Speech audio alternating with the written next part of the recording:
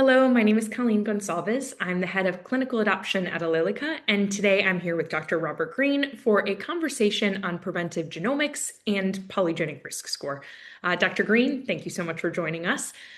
This conversation comes at an important moment for preventive genomics. The 2026 ACC/AHA dyslipidemia guidelines now recognize high polygenic risk as a risk-enhancing factor. This is a meaningful shift because it places PRS within a clinical framework physicians already understand. So you've spent your career helping move genomics from discovery into clinical care through research, patient-facing studies, and real-world implementation. So before we discuss polygenic risk and prevention, Dr. Green, can you tell us a little bit about your clinical work, the questions that have guided your career, and why genomics has become such an important part of preventive medicine? Sure. Thanks for having me, Colleen. I've spent my career as a medical geneticist exploring how we use genetics in ostensibly healthy people and people who don't yet have any diseases. In essence, how we can use it to predict risk and prevent disease. And so I've been actually measuring the empirical benefits, the medical, behavioral, and psychosocial outcomes of sharing genomic information with healthy people, with healthy adults, with healthy children. And I'm very excited to talk to you from that framework. Wonderful. Thank you. Many physicians, I'm sure yourself as well, have been hearing from their patients more about prevention, longevity, and precision medicine. So when a patient comes to you wanting to understand their future health risk, how do you introduce the role of genomics in a way that is practical and clinically grounded? Well, first of all, we have to overcome some biases that the general public has about genomics, the concerns that they have about privacy and discrimination, which are real but minimal. And we have to overcome some sense that the genome is a crystal ball, is going to give them some sort of perfect representation of their future risk. However, we don't want to lose the advantages of genomics. And that's where I talk to them about both monogenic and polygenic risk factors as opening a door into the possibilities of illness for them, the probabilistic risk for them, and the chance that they may discover something they had no idea was going on. And that's been very helpful framing for people to learn about their own genome. Perfect. Yeah, that definitely makes sense. So in everyday clinical care, clinicians are using age, cholesterol, blood pressure, family history, lifestyle, and different risk calculators. So from your perspective, where do these tools still leave blind spots? Well, clearly they don't incorporate genomic information. And we need to incorporate genomic information. It's sitting there in your DNA. It's available to us now. It's cost effective for the first time in history. So I think the whole point of my career has been to bring genomics into risk assessment alongside those conventional tools. Great. Yeah, we definitely need more physicians doing that. Thank you. So polygenic risk scores can sound really complex at first. So how do you explain polygenic risk score or PRS to a physician or a patient in a simple, useful way? I've found that actually talking about a concept that I kind of made up called background genetic risk is a very useful way to talk to families and other physicians about polygenic risk scores. You can go into a long conversation for those who want it about how these are tens of thousands, even hundreds of thousands of markers that are added together. You can go into a conversation about a bell curve, and there's people on the protected end and people on the high risk end. And I do that sometimes with when patients want more information. But very often I say, look, there's single gene changes that you've heard of, but did you know that there are powerful insights from thousands and thousands of markers that make up your background genomics? And I found that people seem to readily get that because they do understand that there are diseases and disease risks that are not associated with single gene or single markers. Yeah. I love that idea of background genetics. That's great. So when you're meeting with a patient, what turns a PRS result from an interesting genetic signal into information that clinicians can actually use in a visit? Well, one thing that's great about PRS is that it can assign a number to you. It's a number on that bell curve of 0 to 100. You can explain ahead of time where you think the threshold is meaningful for that individual person so you don't frighten them if the number happens to be a little over 50%, for example.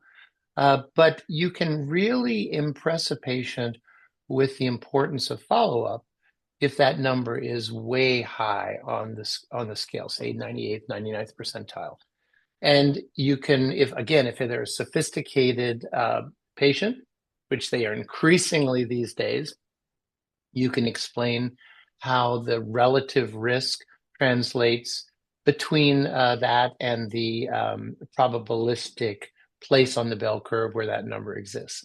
So you can use this in a sort of color-coded way where a green color turns to red. You can use it on a numerical way.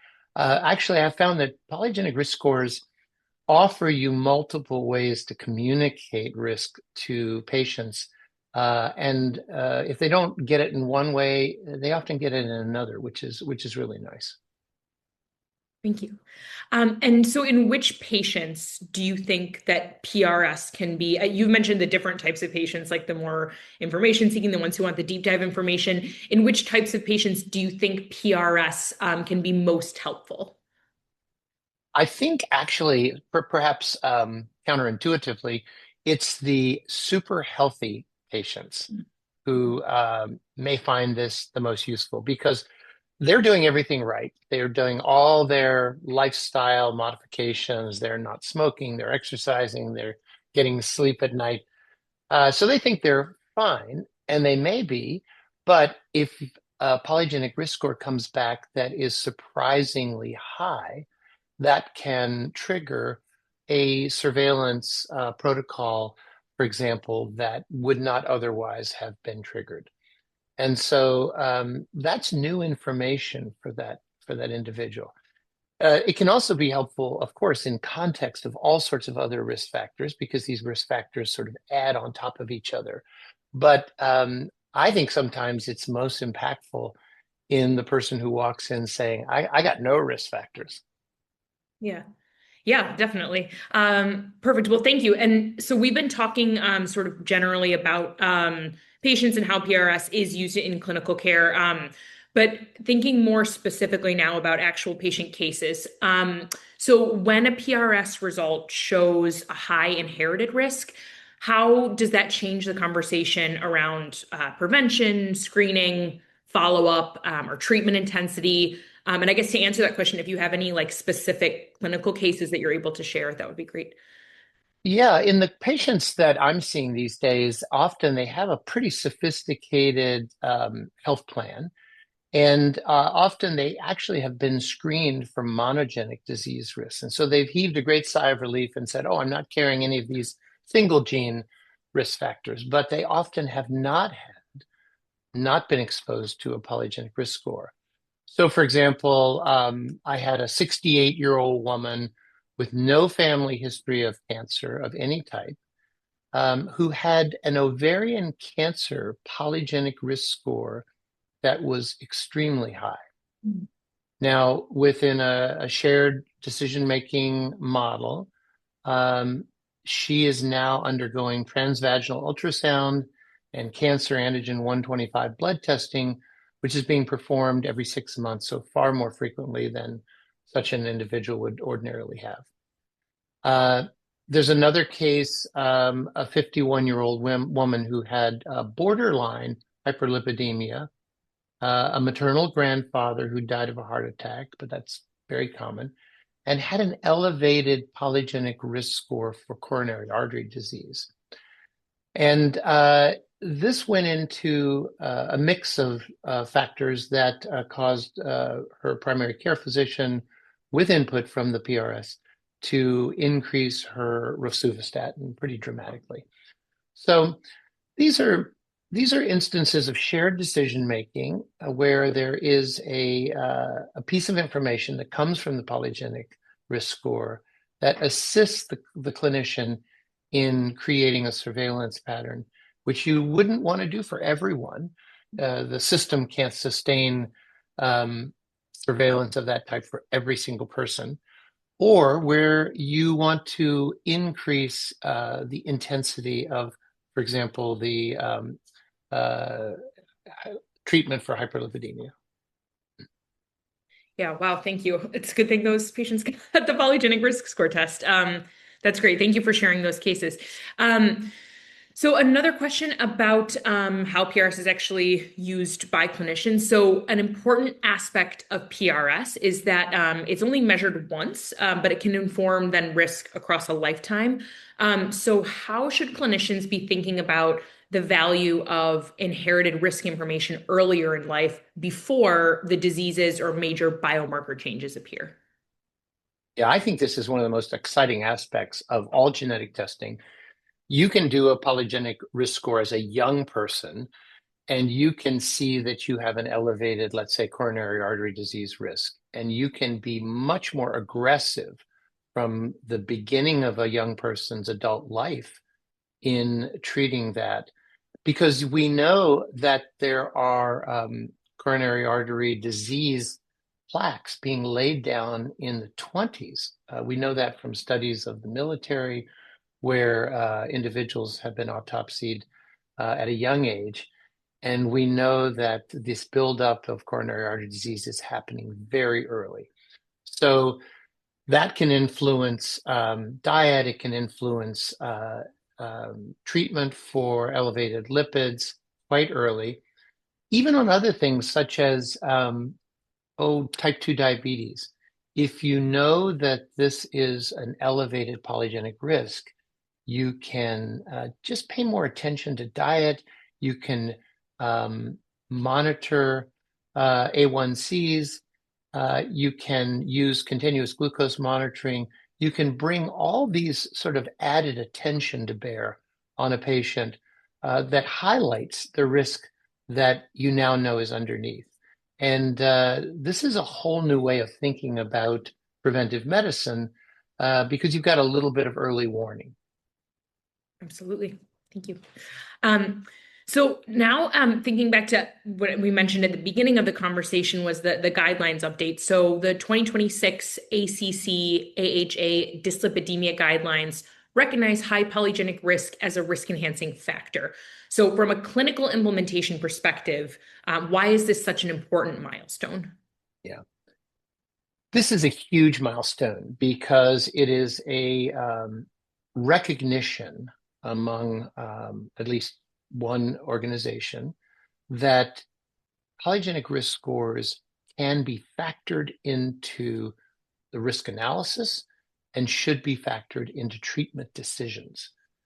And this lays the groundwork for doing this with lots of other polygenic risk scores and will give physicians guidance for when to intervene and how to act.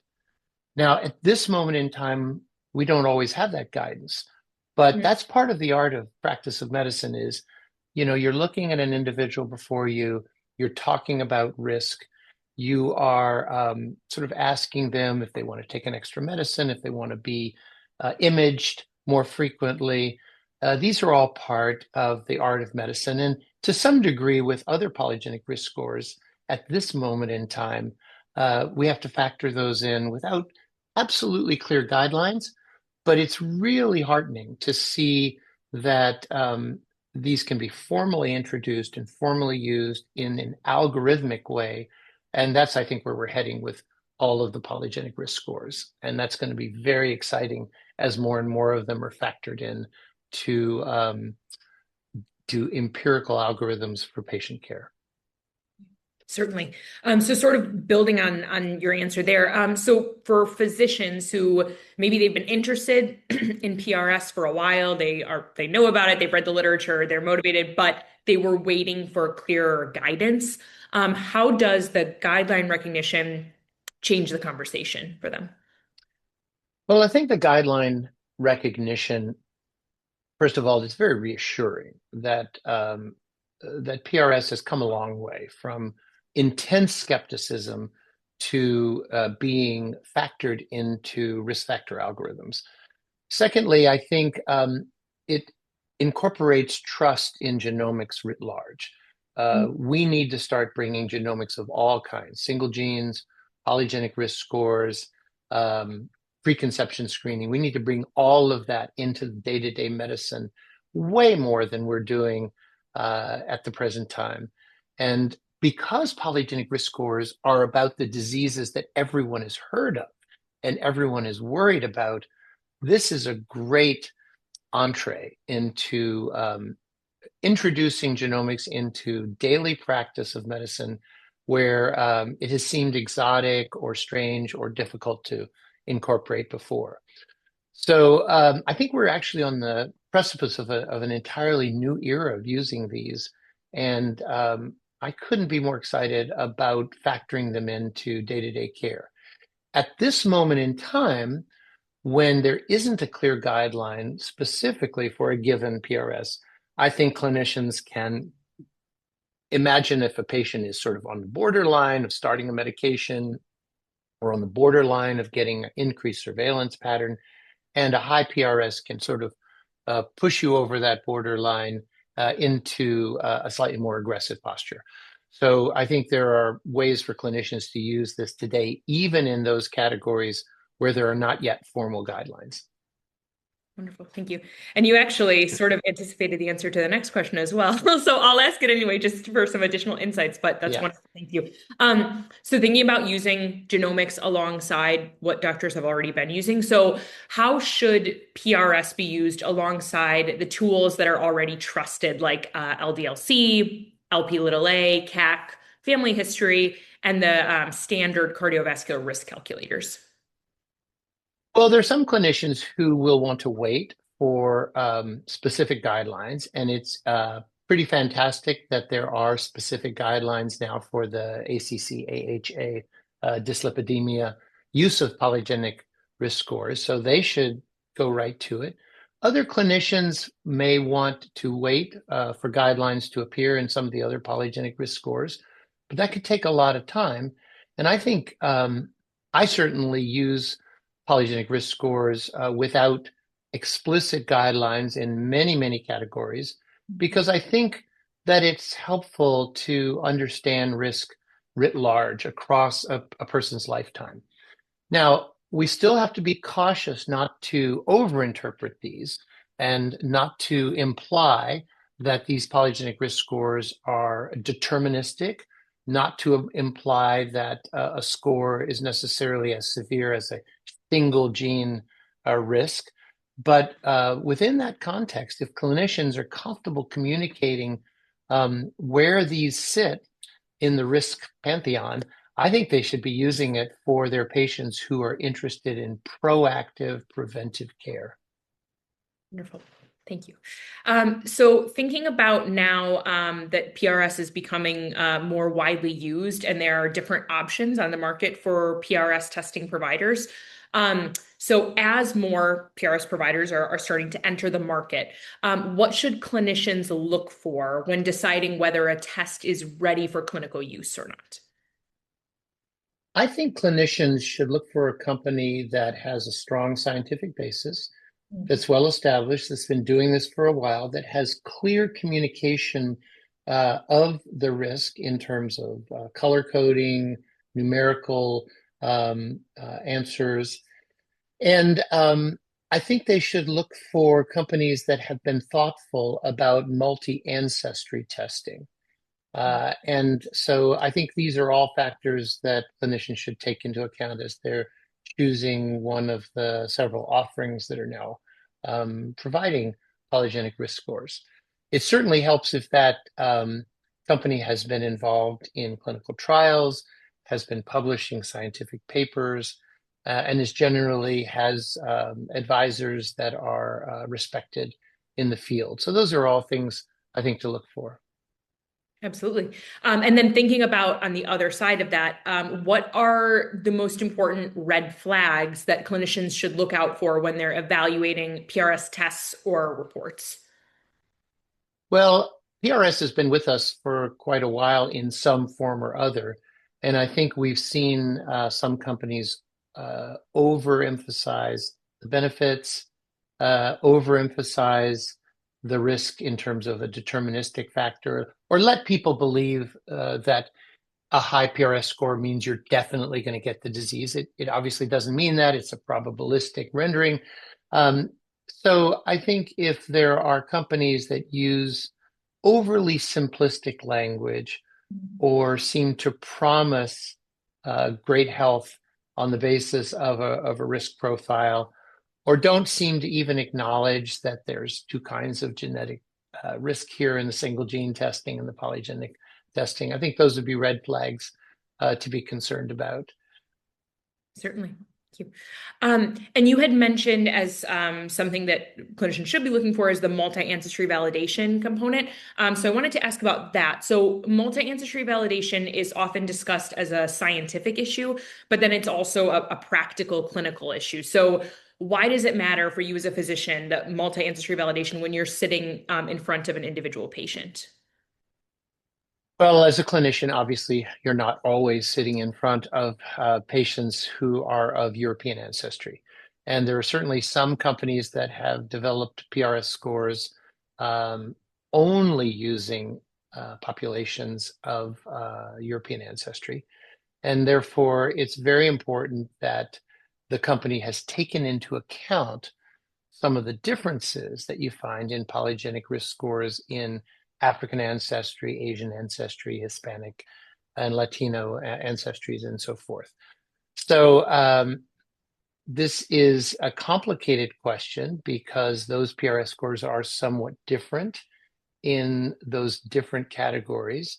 So you need sophisticated computational approaches that will essentially render the score as accurate as it can be for whomever is sitting in front of you.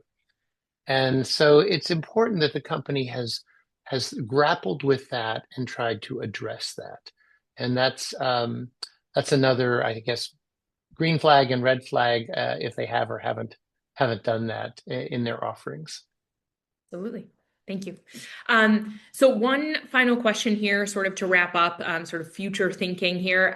So if you look ahead over the next couple of years, what does successful PRS implementation look like in routine preventive care? And what should clinicians, health systems, and laboratories do now to get to that point responsibly? So we are entering an era where genomics and then eventually multi-omics, I think, are going to inform preventive care in fundamentally different ways than we've had in the past. Now, we've been entering that era for a long time, but I hope we're actually there. And that means that everyone has an opportunity to have their DNA analyzed if they consent to evaluate whether they have single gene mutations, whether they have elevated polygenic risk scores, whether they have pharmacogenomic markers that will make it more advantageous to do one drug versus another. And I'm really excited about this phase of medicine. I think we can absolutely save lives and reduce suffering by implementing this.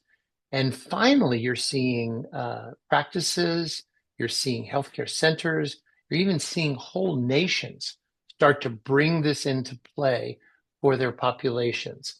And you're seeing increasing adoption, acceptance, and respect for genomic testing and specifically, as we've been talking about today, for polygenic risk scores.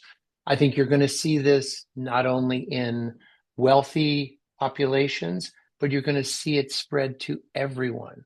I think you're going to see it not only in adults, where it's really being focused now, but you're going to see it in children. And so I think as many technological advances do, they start with early adopters.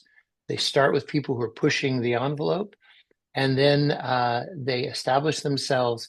And then we start asking, why weren't we doing this all along? Why isn't this available for everyone? And I think we're right at that inflection point at this moment now. And I'm very excited about where we're going with genomics in general, and specifically with polygenic risk scores. Absolutely. Yeah. You described us earlier as on the precipice of a new era of medicine, and we are really looking forward to seeing where that takes us, continuing to partner with physicians like yourself. So thank you so much for taking the time today, Dr. Green, for sharing all of your insights. And we look forward to seeing this new era of medicine together. My pleasure, and thanks for having me. Thank you.